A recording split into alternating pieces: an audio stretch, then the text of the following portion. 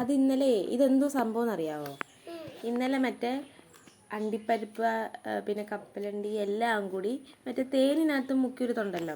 ഇങ്ങടുത്ത് അത് തരാം. ഇങ്ങടുത്ത് അത് കവറിഞ്ഞതാ. ഇതാ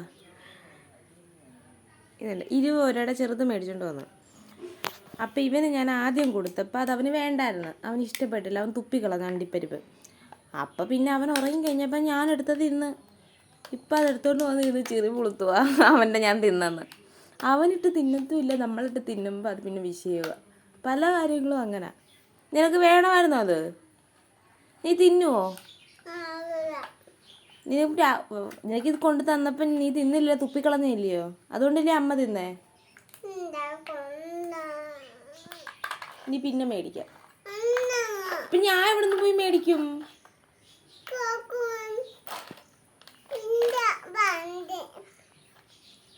സംഭവം എന്ന് പറഞ്ഞാൽ ഇന്നലെ മന്തി മേടിച്ചായിരുന്നു. മന്തി മേടിച്ചപ്പോൾ ആ ഷോപ്പിൽ നിന്നെങ്ങാണ്ട് മേടിച്ച് ചെയ്ത്. അതാ പറയുന്നത് മന്തിന്ന്.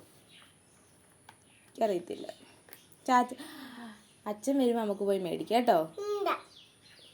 ഇങ്ങോട്ട് നോക്കിയേ, എന്തിനാ ചെറു പുളുത്തുന്നേ? അമ്മ മേടിച്ചു തരാം കേട്ടോ. ചുമ്മാതെ തിന്നാനല്ല,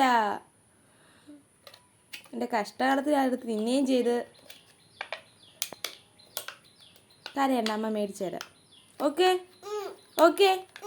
ചിരിച്ചു നിങ്ങളോട് നോക്കി. Good boy.